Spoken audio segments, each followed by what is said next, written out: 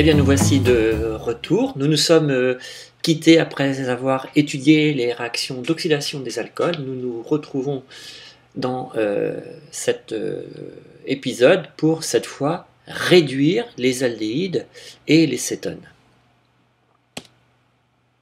Les alcools sont oxydés en aldéhydes et en cétones. Si nous voulons revenir à l'envers, eh bien, nous dirons que les aldéhydes et les cétones peuvent être réduits en alcool. C'est-à-dire que cette fois-ci, les réactifs de départ seront les aldéhydes et les cétones, et par hydrogénation, ou en tous les cas l'équivalent, eh bien, nous serons capables de les réduire en alcool primaire et en alcool secondaire. Nous verrons pour cela qu'il faut utiliser donc des réducteurs comme le dihydrogène ou ce que nous appelons les hydrures tels que NaBH4. Pourquoi s'agit-il de réduction? Parce que les composés carbonylés que sont les aldéhydes ou les cétones peuvent fixer, il y a une acéturation, peuvent fixer une mole de dihydrogène pour donner les composés saturés que sont tantôt les alcools primaires, tantôt les alcools secondaires. Deux fois l'élément hydrogène peut venir d'une même molécule H2 que l'on va additionner en présence d'un catalyseur solide la plupart du temps, ou alors ça peut être aussi H2 mais H- d'une part et puis H+ d'autre part, mais vous voyez que globalement on a bien donc à chaque fois de toute façon un alcool. Le bilan général, la réduction d'un aldéhyde et d'une cétone conduit à la formation d'un alcool primaire et d'un alcool secondaire. L'alcool primaire est oxydé en aldéhyde, l'alcool secondaire est oxydé en cétone. Eh bien, le chemin inverse, c'est l'aldéhyde est réduit en alcool primaire et l'acétone est réduite en alcool secondaire. Voici donc une nouvelle illustration. Vous voyez, soit une oxydation, soit une réduction pour tantôt passer du composé carbonylé aux alcools. Nous utiliserons comme réducteur NaBH4, le tétrahydruroborate de sodium qui permet la réduction des aldéhydes et des cétones en alcool.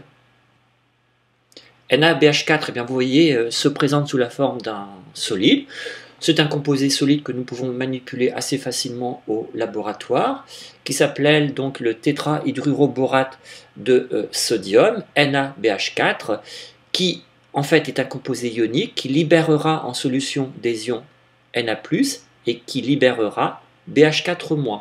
Dans BH4-, vous avez potentiellement 4 ions H- qu'on appelle un ion hydrure, c'est-à-dire un atome d'hydrogène qui aurait pris un électron pour être maintenant sous la forme anionique. C'est pas très commun, je vous l'accorde, mais sous la forme anionique d'ion H-.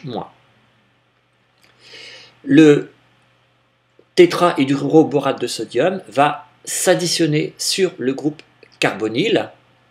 Nous étudierons donc le schéma réactionnel dans un solvant protique comme l'éthanol. Et NaBH4 permet alors la réduction des composés carbonylés.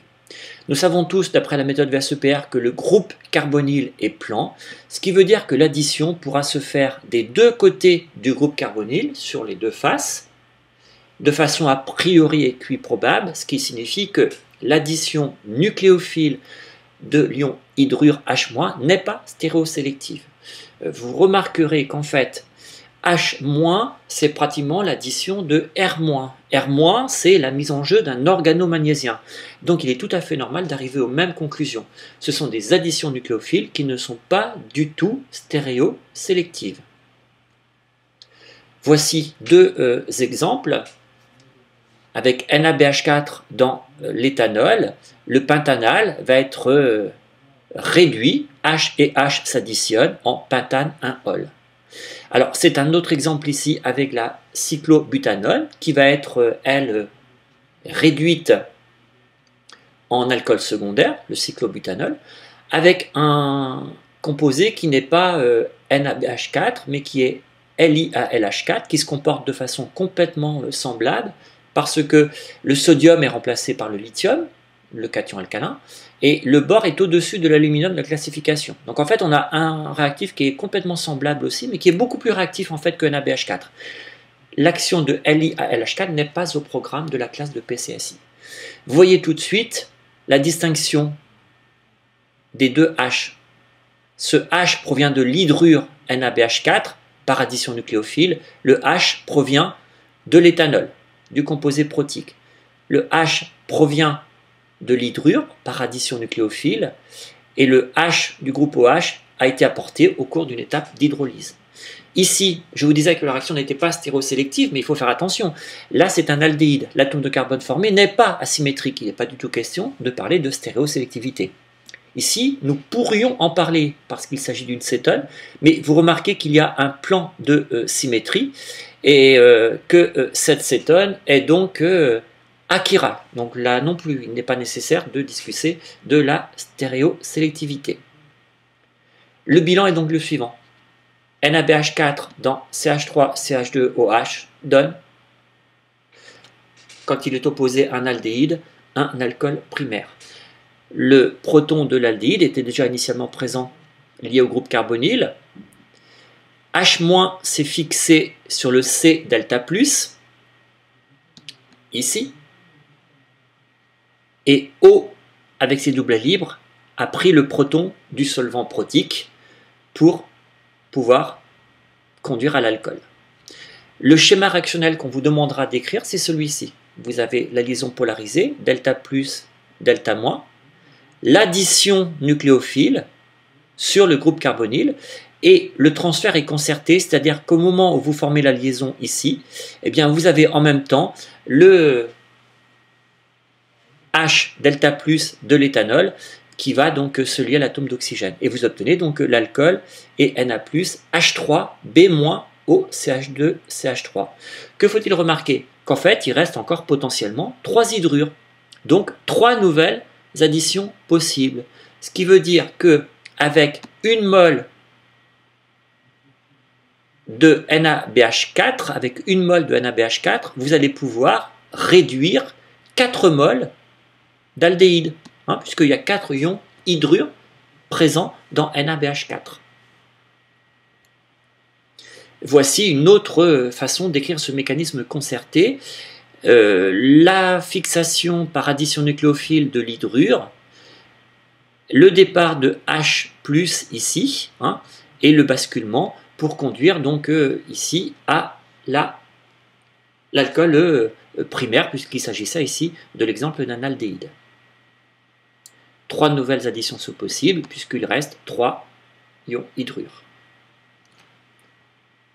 Donc regardez ce que vous devrez être capable d'effectuer, c'est de prévoir le produit obtenu par la réduction d'une cétone sous l'action de NaBH4. Donc en fait dans un sujet de concours c'est très simple, j'allais dire, vous allez repérer NaBH4, et NaBH4 c'est forcément un réducteur. Vous regardez quel est le réactif opposé. Le réactif opposé doit posséder un groupe carbonyle, ici c'est une cétone, la cétone est transformée en alcool secondaire. C'est un aldéhyde, il est transformé en alcool primaire.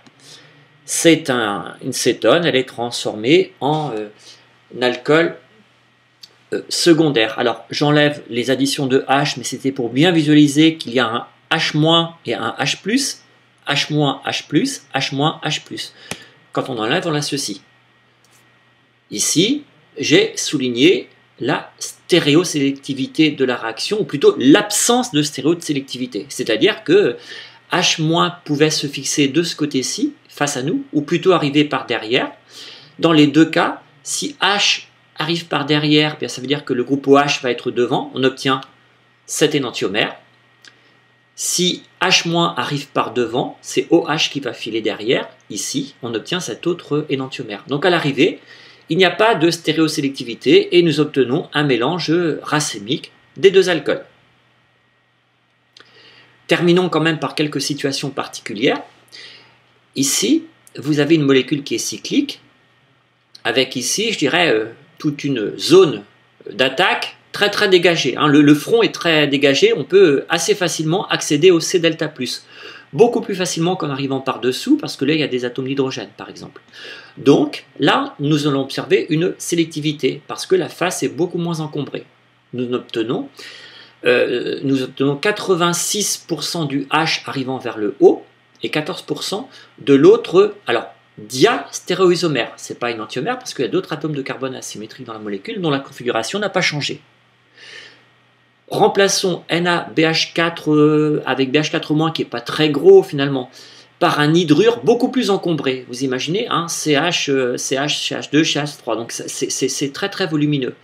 Là, clairement, l'approche est beaucoup plus difficile de ce côté-ci, et donc finalement, c'est avec une sélectivité très très importante qu'on observe l'attaque par cette face la moins encombrée, puisque nous obtenons ici 99,6% de cet alcool secondaire, contre 0,4% uniquement par celui-ci. Donc vous voyez, parfois le choix d'un hydrure particulier va faire en sorte que, eh bien, il y a une sélectivité qui est observée.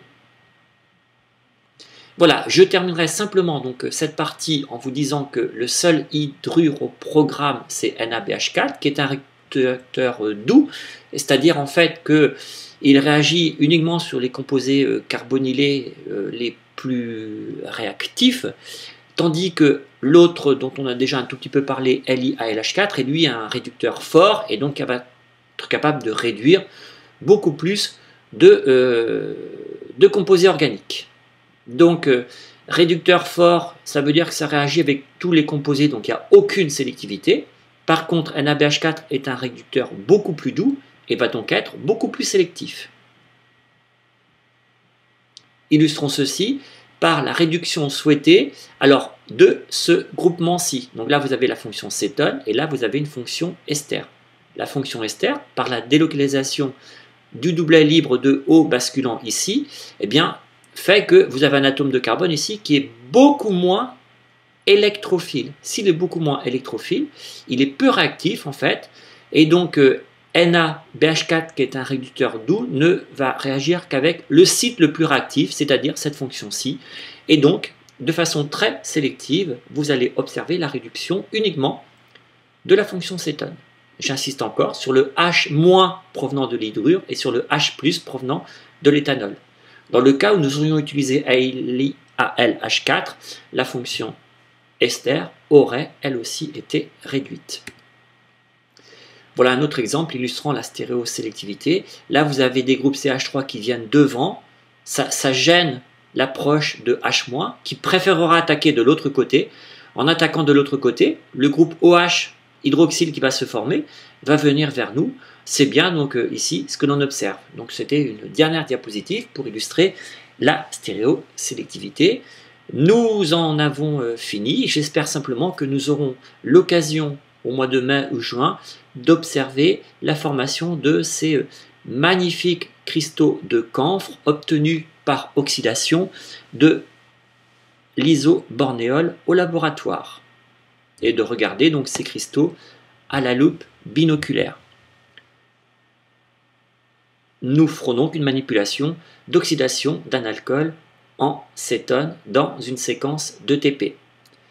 C'est la fin de cette partie consacrée aux composés carbonylés que l'on peut donc réduire en alcool, tout comme les alcools pouvaient être oxydés en composés carbonylés. Dans la suite du cours et dans l'épisode numéro 3, il s'agira désormais de l'oxydation des doubles liaisons carbone-carbone. À tout à l'heure.